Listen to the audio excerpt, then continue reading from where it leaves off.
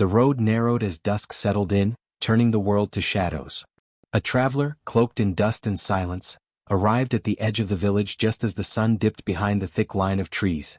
The woods stretched for miles, dark and brooding, but the village stood timidly on its edge, as if it knew better than to step further. The traveler paused where the stone path split. A cracked wooden sign swayed in the breeze, its letters faded almost to nothing. He squinted and made out the last part of the name, Era. The rest had been swallowed by moss and time. A strange hush clung to the place. No bells. No dogs barking. No greetings. He made his way toward the village square, boots clicking against the old stones. Everything felt too quiet. Children played in whispers, their laughter too light, too rehearsed. Old men sat like statues outside their homes, eyes dull and distant, smoking pipes that had long since gone out. No one met his gaze directly. No one asked his name. By the time he reached the inn, the sky had bruised into a deep purple, and the first of the night's chill began to creep through the air. The inn was low-roofed, wooden, and tilted slightly as though it were leaning away from the forest. A small bell jingled as he pushed open the door. Inside, the air was thick with the smell of old wood, fire smoke, and something faintly sweet, dried herbs maybe, or wilted flowers. A few villagers sat hunched around the hearth, speaking in murmurs that stopped the moment he stepped in. Eyes flicked toward him, then away again. The innkeeper didn't smile, didn't welcome. He only nodded and pointed to a stool near the far end of the counter. The traveler sat, shrugging off his pack. He waited. Minutes passed before the innkeeper finally approached, setting down a wooden cup of water. "No wine?" the traveler asked. The innkeeper gave a single shake of the head. "No more spirits sold after dusk." The traveler raised an eyebrow. "Religious reasons?" The man didn't answer. Later, with his back to the fire and a bowl of tasteless stew growing cold in his hands, the traveler tried again. "I passed someone on the road, an old peddler. He told me something strange. Said I'd find her here. A girl who talks to birds." A long silence followed. The fire popped sharply, and one of the men by the hearth stirred in his chair. "We don't speak of her," the innkeeper said, voice flat. "But she's real?" The innkeeper leaned forward, eyes dark and still. "Don't follow any feathers you find lying in the road. Don't look too long into the woods. And if you see her, don't speak. Just keep walking." The traveler gave a short laugh, unsure if he was being warned or teased. "I'm not afraid of birds," he said. The man closest to the hearth coughed, dry and rough. His hands trembled slightly where they rested on the arms of the chair. "You should be," the old man said. The traveler turned to him. "Why?" "They tore her shawl," the old man murmured. "But birds pecked their eyes out." The words hung in the air like smoke. Heavy. Slow. The traveler waited for someone to laugh, for someone to clarify, a village tale, a children's rhyme maybe. But no one did. The room stayed frozen. The only sound was the wind beginning to pick up outside, making the wooden beams creak. Then faintly the caw of a single bird rang out. Another followed. Soon, the roof above them echoed with the scrape of claws and the whisper of wings. Shadows flitted past the windows. Dozens of birds, maybe hundreds, moving as one, circling above the village like a net being drawn in tight. No one looked up. No one moved. The traveler felt the hairs rise along the back of his neck. "They come when they're called," the old man said. "And she doesn't even have to speak." A long minute passed before the wind died. The birds faded into the night sky, vanishing into the tree line without a trace. Only then did the room breathe again. The traveler opened his mouth, but something in the air made him stop. The innkeeper turned away and muttered, "There's an empty room upstairs. You can have it till sunrise. Then you go." He nodded, quietly gathered his things and climbed the narrow stairs. That night, he heard rustling outside his window, a soft brush like feathers dragged along wood.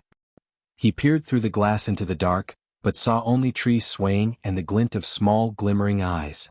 He closed the shutters tight. He did not sleep well. And by morning, though the sky was blue and the birds sang sweetly again, he no longer thought this was a place for travelers. The next time he was asked where he'd been, he only said, "A village near the forest." And never once did he mention the girl. The village of Marata sat like a forgotten whisper between the river and the forest, tucked away in a fold of the land where maps curled and faded. It had no walls, no gates, only a thin trail of stones marking its limits. The forest began just beyond the well, a wall of green and black that breathed in the daylight and exhaled mystery at dusk. People lived close to one another, in mud brick houses with straw roofs and hanging charms above the doorways. They knew each other's names, sins and sorrows. They prayed together during droughts, celebrated births with quiet meals, and buried their dead without songs. But beneath that closeness ran a current of fear, not of wolves or war but of the things that had no names. The villagers had learned not to ask questions, not to step too far into the trees, and never to speak aloud what they only whispered behind doors. It was in that village, on the last crooked path before the forest swallowed the land, that Yaya lived. She was small, not in body but in presence, so quiet she seemed to blend into the wind, the earth, the mist. Her skin was the color of river clay, her eyes wide and unreadable, and her hair hung in long braids tied with string and feathers. She wore the same shawl every day even in the heat, faded gray, tattered at the edges, embroidered with birds. Not fine embroidery, not something a merchant would sell, but the clumsy, loving work of a child's hand. Birds in flight, in circles, in pairs. Some with wings stretched like prayers. She lived alone in a round hut that leaned slightly west, where the path turned to root and moss. No smoke ever came from her chimney but she did not starve. She carried water from the well each morning and sometimes left bundles of herbs on doorsteps without knocking. Once a week she walked to the edge of the market and stood still as a stone, waiting. Some ignored her. Others left scraps of food or cloth in a basket beside her feet, eyes fixed firmly away. No one touched her. No one spoke first. They said she was cursed. They said her mother, Rena, had walked into the forest 15 years ago and never returned. No one followed her, though her cries had echoed long into the night. Some claimed she was taken by spirits, others that she became one. Either way, her name was no longer spoken. And as for the father, there were only guesses. A shadow with no face. A mistake. A secret too dangerous to keep. So Yaya grew up on the edge, watched and avoided, a ghost among the living. The children made games out of her presence, daring each other to touch her fence or throw stones toward her door. They called her Feather Witch and Crow Daughter, and ran laughing into their mother's arms. When she passed through the village, people made small signs with their hands, the same way they would when a funeral procession walked by. And yet she never raised her voice. Never cursed back. Never even looked angry. She just held the shawl tighter, kept her eyes down, and walked on as though the whole world were a storm she had learned to live inside. Only one person dared stand beside her. Old Ama Zuri. Zuri was older than memory, or so the children believed. Her back was bent like a bow, her face lined like cracked earth, and she smelled of roots and smoke. She was the village's healer, bone setter, midwife, and keeper of stories that no one else wanted to hear. Some feared her too, but no one dared disrespect her. Every few days, Zuri could be seen shuffling toward Yaya's hut with a basket of mushrooms or a folded blanket. They would sit outside together on low stools, speaking in voices too low to hear, as birds circled quietly overhead. Once, a neighbor swore she saw a raven perch on Zuri's shoulder and whisper something into her ear. But when asked, Zuri only laughed. Some girls are born from flesh. Others from sky, she said. Yaya's mother gave birth with her feet in the river and her eyes in the trees. What do you expect? And though the villagers muttered that Zuri had grown soft in her age, none dared argue with her. Yaya spent most of her days wandering the border between the fields and forest, collecting herbs, mushrooms, feathers, and sometimes broken things, tools, pots, forgotten trinkets. She mended them carefully and left them where they belonged. No one asked her to, but things found their way back to hands that had lost them. At dusk, she would sit near the well, humming low, tuneless songs. Birds gathered near her feet, fat sparrows, sharp-eyed crows, even the shy tree falcons that rarely came into the open. They never landed on her, but they stayed close, turning their heads as if listening. No one dared shoo them away. Once, a boy threw a rock toward her and hit a bird instead. The next morning, his tongue swelled so badly he could not speak for days. His mother wept and left a bundle of corn outside Yaya's gate. Still the stories grew. That she could speak to crows. That she saw through owl eyes at night. That if she sang near your window, someone you loved would vanish into the trees. And though nothing had ever been proven and no one could say exactly what she had done wrong, the truth hardened like mud in dry sun. She didn't belong. So the villagers watched her from behind curtains, warned their children to stay away, and whispered prayers when feathers landed at their doorsteps. But Yaya, quiet and gentle, only walked on, as if waiting for something to call her name. As if she knew it already had. The shawl Yaya wore was more than a piece of cloth. It was memory and marrow, a thread between worlds. Faded and frayed though it was, it held the warmth of arms that no longer embraced, the scent of a voice that had long since fallen silent. Her mother's hands had sewn it, stitch by stitch, during long evenings when the wind howled through the trees like something grieving. Each bird embroidered there was a song, a story. A sparrow for joy, a raven for mystery, a dove for mourning, a red-breasted finch for courage. As a child, Yaya had traced them one by one over and over, like prayers etched into fabric. She did not remember her mother's face clearly, only the softness of her lap, the warmth of her voice, and the way birds always seemed to come when she sang. People whispered that Rena had been a forest woman, wild and unwise. That she danced barefoot in storms, left milk at the roots of trees, and listened to the rustle of leaves like they were speaking. They said she had a laugh that made crows tilt their heads and a voice that could coax owls from their sleep. And one day when Yaya was still nursing at her breast, Rena walked into the woods and never returned. Some believed she had drowned herself. Others said she had found something deeper in the forest and become part of it. But Amazuri told Yaya the truth, or at least the part of the truth that could be safely told. "Your mother sang with the trees," she said, her voice low and smoky as incense. And the forest heard her. They were sitting on flat stones by the river, Yaya braiding grasses while Zuri crushed roots in a mortar. A hawk circled above them, then dove into the canopy and vanished. "You must never lose that shawl, child," Zuri continued, not looking up. "Not ever. Carries more than memory. It carries promise." Yaya didn't speak, but her fingers clenched the edge of the cloth in her lap. She had always known it was special, even before the birds came to her when she cried. Even before she sang a morning song for a dead lamb and found a ring of feathers around its tiny grave the next day. Even before the dream where her mother stood beneath a tree with roots growing from her feet and whispered her name into a sky filled with wings. Zuri looked up then, eyes sharp. "Some say that shawl is woven with the breath of the forest spirit itself. That each thread holds a promise it will keep whether you wish it or not. That's why people fear you, girl. They see that cloth and know they're not alone." "But I didn't ask for it," Yaya said softly. "No one asks to be born carrying fire," Zuri replied. "But they must still learn not to burn the world with it." The shawl had once been brilliant, dyed in forest colors with golden threads outlining the wings and tails of each bird. Years of sun and wind had dimmed its brightness, but the stitching still shimmered faintly when light struck it just right. At night, if she left it by the window, birds would sometimes come and perch nearby watching over it. Crows, mostly smart black-eyed things who tilted their heads like they knew her name. When Yaya cried, birds came. Not all at once, not in some great swarm, but slowly, steadily. A sparrow tapping gently at the shutters. A thrush singing low from the thatched rooftop. Owls hooting in twos from the forest line. They stayed near her without touching, a silent choir of feathers. Sometimes if her sorrow was sharp and deep they would sing back. And when she sang, old lullabies, healing chants Zuri had taught her, or songs without words at all, the sky would shift. The winds would change direction. The leaves would rustle even when the air stood still. The birds would gather in numbers too large to count, blanketing the branches like blossoms of movement. People noticed. Once, a woman miscarried and wept alone in the woods. Yaya had heard her from afar and came humming a soft, broken tune. The next day, a flock of white birds followed the woman home, and she conceived again within the month. They called it a miracle, but still would not meet Yaya's eyes when she passed. Another time, a hunter returned with blood on his hands and a lie on his tongue. That night, crows tapped at his windows until dawn. He left the village the next morning muttering to himself. Zuri had warned her over and over, "Do not let anyone take that shawl. If they do they'll break the line that binds you. And once broken, it doesn't mend clean." "But why would anyone take it?" Zuri's voice dropped. "Because people are afraid of what they don't understand. And they always want to control what they fear." Yaya began sleeping with the shawl wrapped tight, even in summer. She wore it while gathering roots, while feeding the hens that wandered the edge of her yard, even while bathing, holding it close, never letting it touch the ground.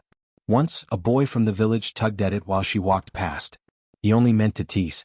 But the moment his hand touched the fabric, a sharp wind cut across the road, knocking him flat. His nose bled for 3 days, and his dreams were filled with wings he couldn't escape.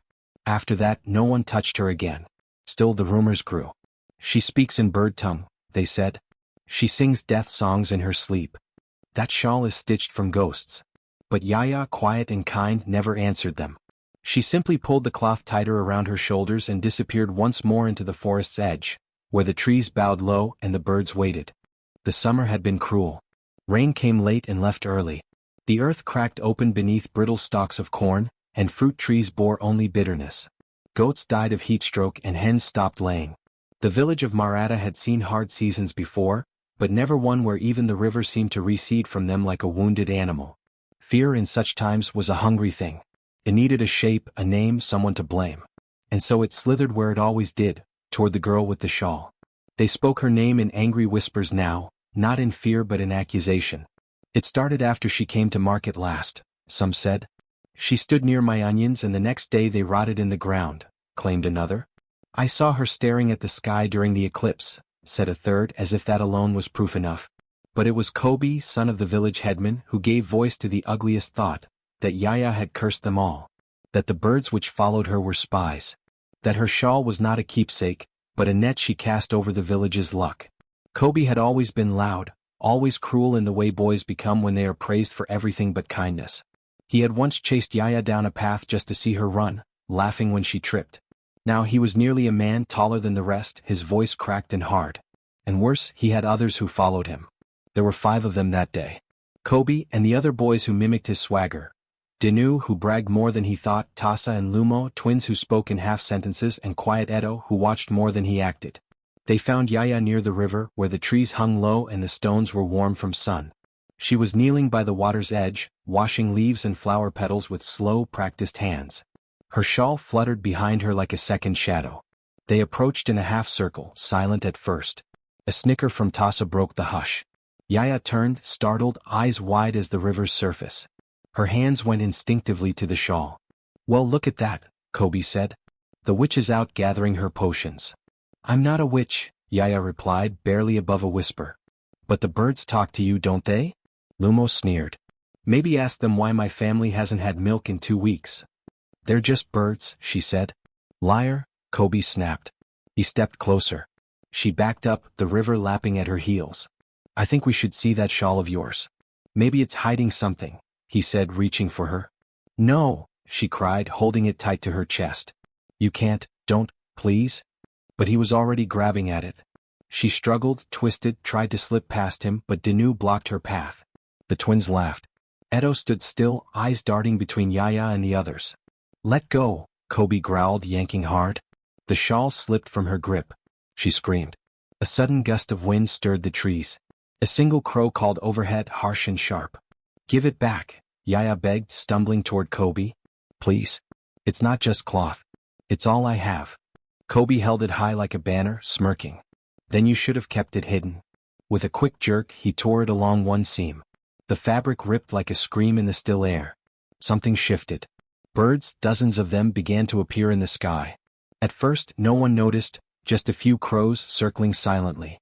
Then sparrows, starlings, blackbirds, doves. A growing spiral of wings above them. Dinu stepped back. "Kobe, look."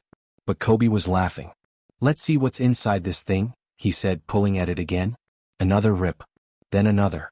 Feathers, real ones, impossibly, fluttered out of the torn lining. They scattered in the wind like pieces of something sacred.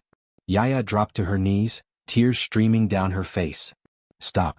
You don't understand." "We understand just fine," Kobe said. He tore it one last time down the center. The sky went silent. Not one bird called. Even the river stopped moving. Then came the scream, not from Yaya, not from any of the boys, but from the sky itself. A deafening shriek of wind and wings, so sudden and sharp it dropped them all to their knees. They came in a wave. Birds from the trees, from the cliffs, from the clouds themselves. Not just common birds but strange ones, birds with eyes like fire, beaks like obsidian, wings that shimmered with unnatural light. They flew not like a flock but like a force. Dinu screamed as a hawk's talons tore across his cheek. Tasa and Lumo were knocked to the ground, a storm of wings battering their heads, claws pulling at their hair. Edo curled into a ball and cried out something no one heard. And Kobe stood frozen, the ruined shawl still in his hand, until the first raven landed on his shoulder and began to peck. Another joined. Then more. He swung wildly trying to fight them off, but they kept coming. One struck his eye. Another went for his throat. He screamed, high and childlike, not the voice of a boy trying to be a man, but of a soul realizing it had gone too far. Yaya didn't move. She only stared, eyes hollow, tears still falling. The birds did not touch her. When it was over, the boys lay sprawled and broken, moaning, bleeding. Kobe clutched at his face, red running between his fingers. One of the twins was unconscious. The shawl lay in ribbons on the ground, scattered among feathers and blood. The birds circled one last time, then vanished into the trees as quickly as they had come. And for a long, long time, the forest watched in silence. It began with a single crack of thunder, dry, sharp, and wrong. The kind of sound that didn't belong to the sky on a clear summer day. The clouds rolled in from nowhere, thick and gray, curling like smoke over the forest canopy. Trees bent with a sudden gust of wind, their leaves shivering. By the river, where Yaya knelt beside the torn remains of her mother's shawl, the air turned heavy and electric. Her hair lifted slightly as if touched by invisible fingers. She didn't move, didn't speak, but her eyes, still wet with tears, stared blankly at the sky as the first drop of rain hissed into the dust. The boys were already running. Not back toward the village, not toward safety, but wildly, stumbling and shouting in every direction like frightened animals. Kobe screamed for them to follow him, blood trailing down his face, one eye already dark and swollen shut. But the birds were faster. They came from the trees, from the cliffs, from the sky itself. Black and brown, blue and crimson, their wings beating in an unnatural rhythm. These weren't the same creatures that had followed Yaya before. These were larger, stranger. Some glowed faintly beneath their feathers. Others had eyes that flickered like flame. Their cries weren't birdsong, they were language old and angry. Crows swooped down in droves, surrounding Lumo, who had tried to scramble back across the rocks. He swung a stick wildly, but it was no use. A raven landed on his back, its claws sinking in. Another went for his hand. He screamed, tripped, and fell hard against a boulder. His leg twisted beneath him at an awful angle. Nearby, Dinu tried to run along the riverbank, calling for the others, shouting Yaya's name now like it could protect him. Yaya, please, I'm sorry. I didn't mean it. But his feet slipped on the wet stones and the river, hungry and fast, opened its arms. He plunged into the current with a splash and was gone. Tassa, already bleeding from a dozen gashes, covered his head and ran blind through the undergrowth, shrieking. A thick shadow passed over him. He looked up and too late. A black-winged bird with a beak like bone dove at him, knocking him into a tree trunk with a sickening crack. He crumpled without a sound. Edo had curled up beneath a thorn bush, his face hidden, his hands trembling. The birds hovered above him, circling but never striking. He was crying, whispering prayers his mother had taught him as a child. He didn't see what happened to the others.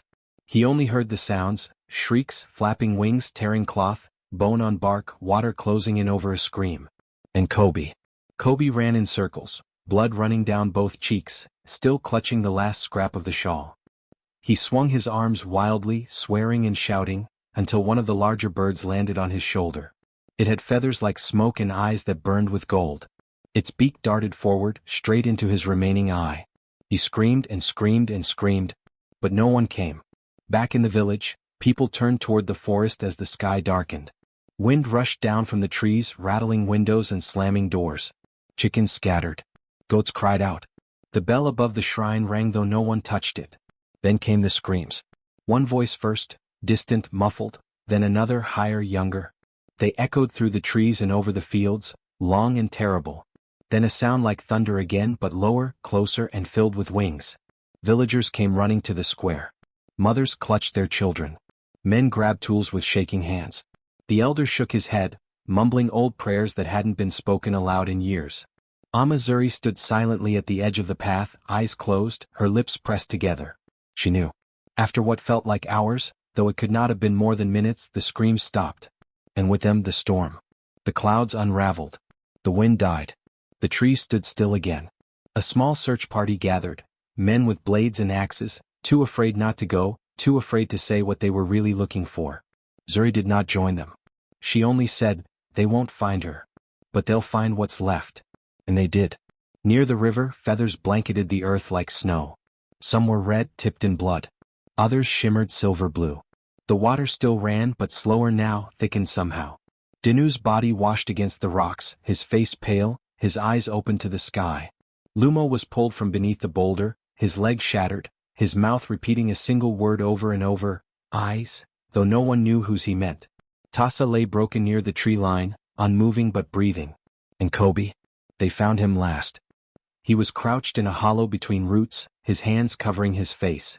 The remnants of the shawl clung to his arms like cobwebs. When they touched him, he lashed out, blind, screaming about shadows and feathers and a girl's voice calling from under the water. They pried his hands away gently and recoiled. His eyes were gone, two dark hollows that still bled, the skin torn and raw. Edo strangely was unhurt. He followed the villagers back, silent and wide-eyed. He would never speak again. No one spoke of it afterward. Not to outsiders. Not to each other. They buried Dinu without a ceremony. The others, Kobe, Lumo, Tasa, were taken into their homes and kept out of sight. Rumor spread that Kobe no longer knew his own name. That he flinched at birdsong. That he clawed at the walls when the wind stirred the curtains. Feathers continued to appear for weeks afterward, drifting through the air like ash. They found them on rooftops in baskets tucked beneath pillows. And the path to the river grew over with roots. No one walked that way again. The village of Maratha had always known how to ignore what it feared. The forest, the wind that spoke in groans, the shadows that stretched too long at dusk. But after the day of wings and screams, there was no silence deep enough to cover what had happened. Word spread fast, though few said it outright. Dinu was dead, drowned. Lumo couldn't walk, Tasa couldn't speak, and Kobe, proud, cruel Kobe, would never see again.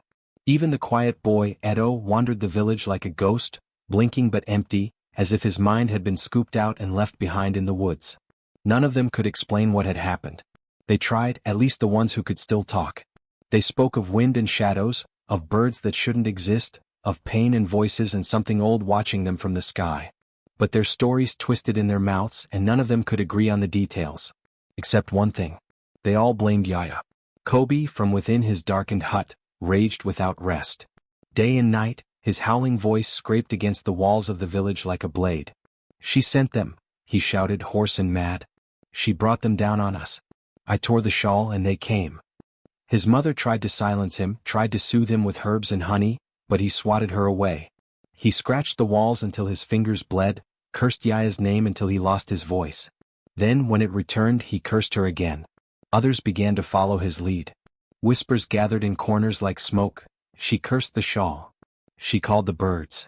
Amazuri trained her. She's not just a witch, she's a weapon. The grief from Dinu's funeral, shallow and rushed as it was, turned quickly into anger. Mothers watched the skies now when their children went out to play. Men started carrying charms in their pockets, old symbols they had long stopped believing in. And Yaya? She said nothing. The villagers had expected her to run, or to scream, or to come with some story of innocence. But she did none of that. She didn't hide. She didn't speak. She simply walked through the square the morning after the storm, barefoot, her shawl gone, her eyes dry. Her dress was still damp from the river, her hair uncombed, her hands shaking slightly. She passed the houses of the injured without pausing. Her gaze didn't rise, didn't search for pity, didn't seek forgiveness. No one stopped her. But no one met her eyes either. Later that afternoon, a small group gathered at the elder's house. They did not call it a trial. They called it a discussion. They used words like safety, and purification, and protection for the children. They said the old stories were warnings. They said the forest had always taken those who went too deep. Amazuri was there. She stood beside the elder's hearth, small and bent and unafraid. Her voice, though cracked with age, cut through the muttering like a knife.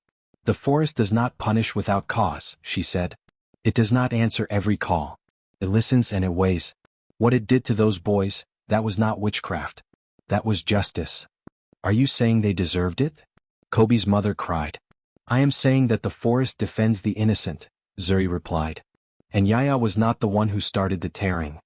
She didn't stop it either, another voice shouted. She could have called the birds off. She didn't call them, Zuri said. They came on their own. They've always come when they're needed. You all chose to forget that. She cursed our crops. She's a witch. She walks with ghosts.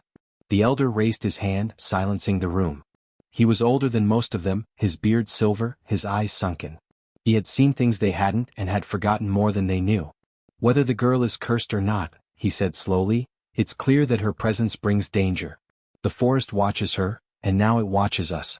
The village must be protected. Zuri's face tightened, but she said nothing more. That night, Yaya stood at the edge of the village where the path turned into bramble and shadow. No birds surrounded her now. No spirits called her name aloud. Only the rustle of trees and the soft, heavy silence of something coming to an end.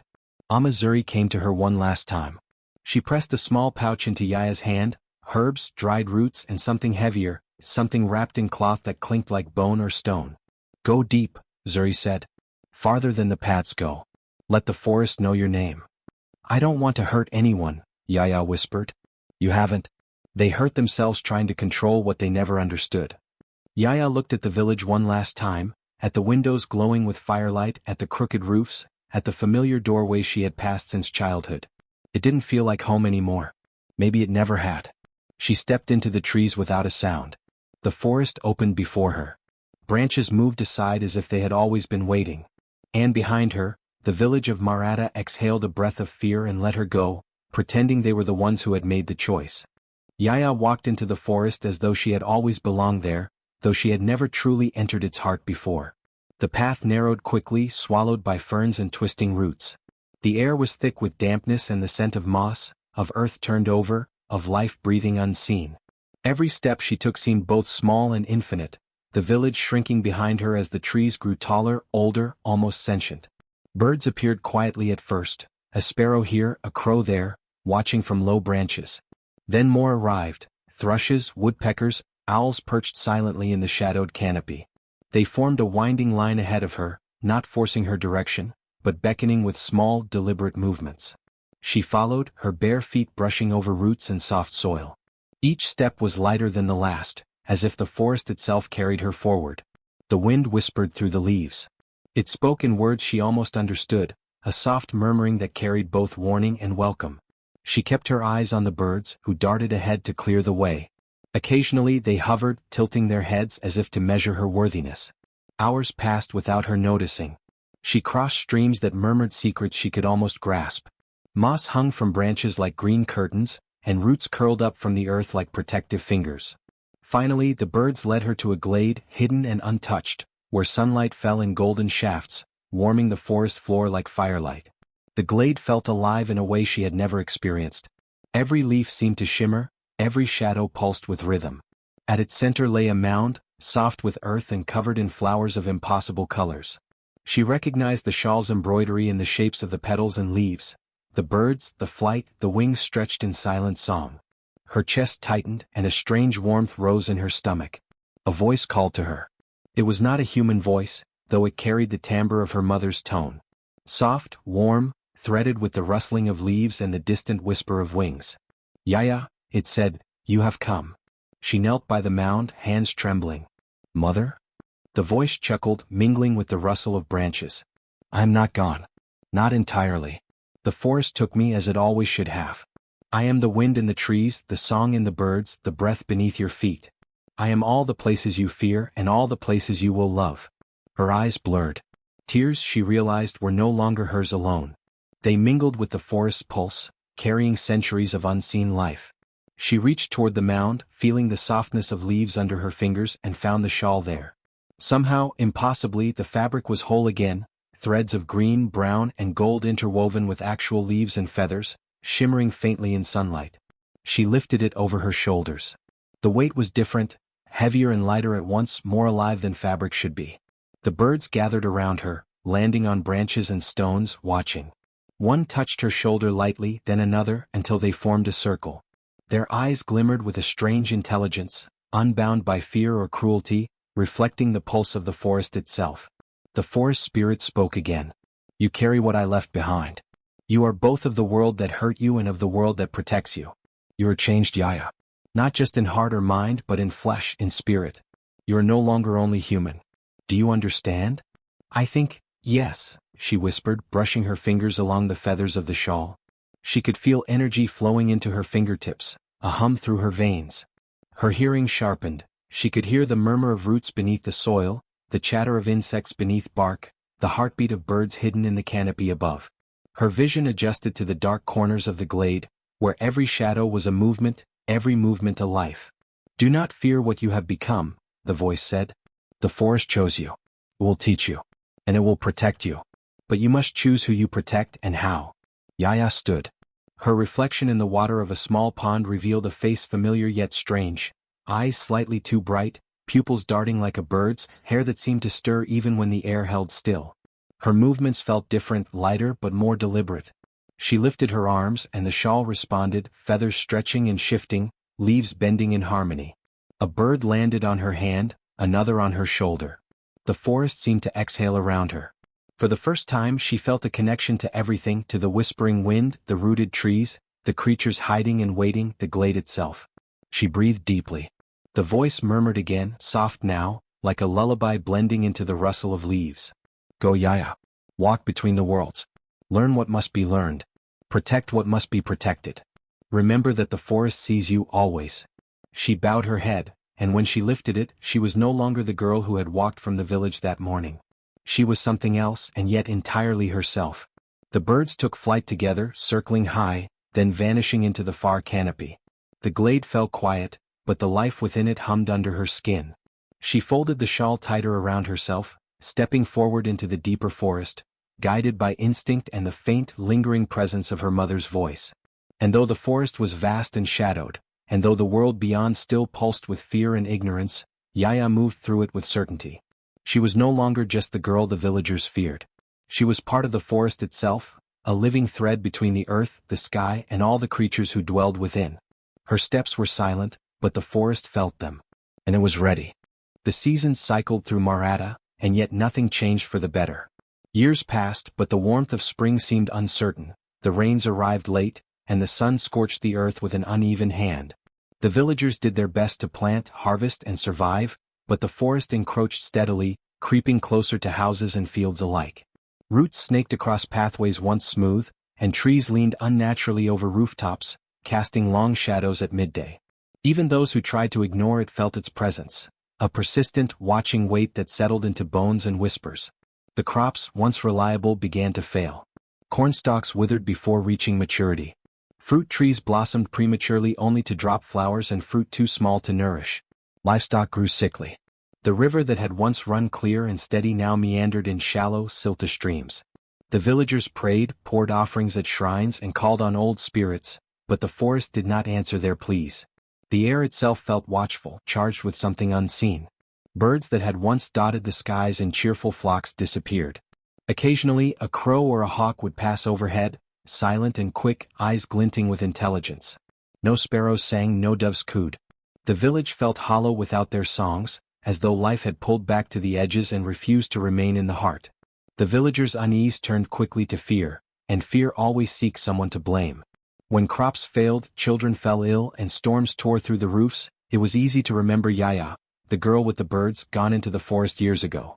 Parents spoke her name quietly to their children, hoping they would not repeat it outside the home. Some of the older men and women muttered that the forest had grown angry because she had been wronged, that her power had only grown, and that it now lingered on the border of the village. No one dared venture near the trees where she had disappeared.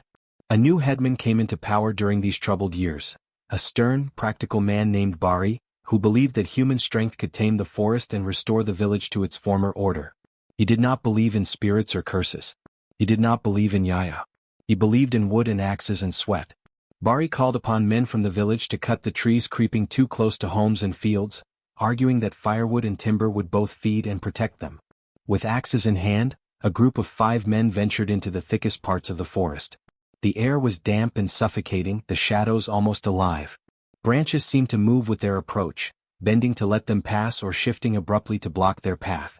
The men laughed nervously, calling to one another to stay close, joking about imagined spirits, their humor thin and brittle. Hours passed. Then one by one the men vanished. First, a shout echoed through the trees, high, panicked, strangled, and then silence.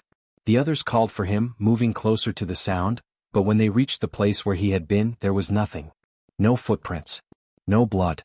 Only leaves and a sudden, oppressive stillness. The remaining men huddled together, trying to convince themselves that he had fallen, wandered off, or been dragged by some animal. But the truth was clear to anyone who dared look. The forest had claimed them. When they returned to the village, shaken and pale, they said nothing of what had occurred, only that they had seen shadows move in impossible ways and heard cries that were not human. Bari's face hardened, but even he could not deny the creeping dread that had begun to seep into the village. Kobe, now an adult but still bitter, wandered the village in his blind rage. His face was a mask of anger and madness. He stumbled through streets and alleys, muttering curses and threats. "The girl," he yelled one night. The girl with the birds. She stole my sight, my life. She will pay. I will. His words became incoherent. No one could follow him when he left his hut in the dark, muttering to himself and swatting at shadows no one else could see. Finally, one evening, Kobe staggered toward the forest's edge. The villagers watched from behind their windows, some gripping charms, others silent with fear. He cursed the wind and shouted at the trees, demanding Yaya show herself. He raised a stick like a spear, swung wildly, and then disappeared between the twisted trunks. No one dared follow. By morning, Kobe had not returned, and the forest remained silent as though it had never taken him at all. The village grew quieter after that. No laughter, no songs, no birdsong to lighten the air.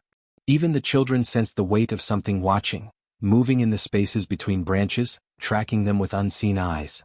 And with each day whispers returned, soft, fearful, impossible to ignore. They say she walks there still, an old woman murmured to a neighbor while hanging laundry. The girl with the birds. Watching. Impossible, the neighbor replied, but even as she spoke, a black shape flashed across the sky, startling a chicken from the yard. She could be anywhere, another whispered, shaking her head. In the trees, in the river, in the wind itself. Farmers hesitated at the edge of their fields, fearing the forest's gaze.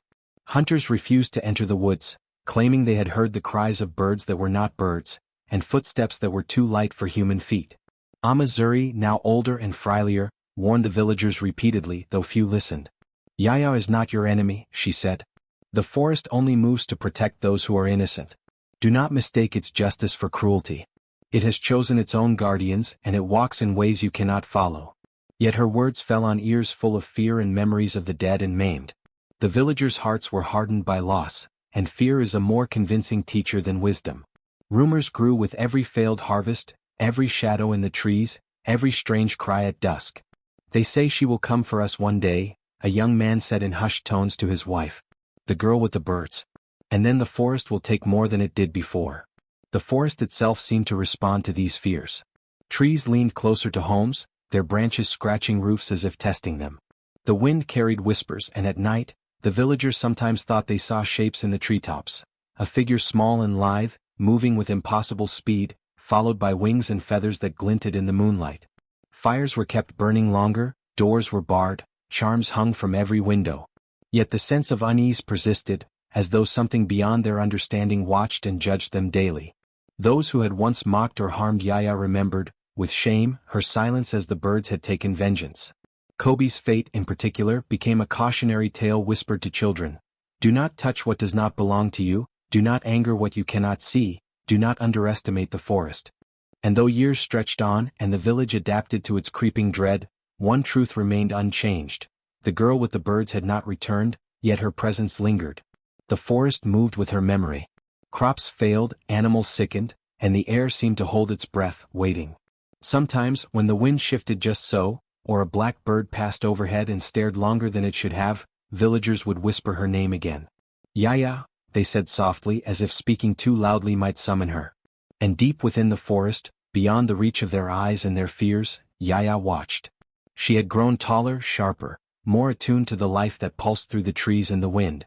Her hair flowed like the dark river, her eyes glimmered like sunlight through leaves, and the shawl, woven from feathers and forest leaves, wrapped her in a quiet, living power. She moved with the grace of a creature no longer entirely human, a guardian of the forest who could see and hear what the villagers could not. She remembered Kobe, Dinu, Tasa, Lumo, and the others, the cruelty that had been done to her, the fear they had carried. But she also remembered Amazuri's words. Protection, not revenge, guided her now. And yet, she knew the villagers' fear was as real and dangerous as any storm or predator. The forest seemed to pulse with her thoughts. She listened to it, spoke to it with gestures, with small calls, with silence. The branches shifted when she moved, roots bent aside, birds gathered and dispersed at her command. She was part of it and it was part of her. And the village, caught between fear and memory, began to understand in whispers what they could not see clearly. Yaya had become something more than girl, more than human. The girl with the birds had returned in spirit, not flesh, and the forest itself had become her shield and her voice. The villagers' lives continued, but their nights grew colder and their dreams heavier. The stories of the forest, of shadows, of sudden movements and cries, grew richer, darker,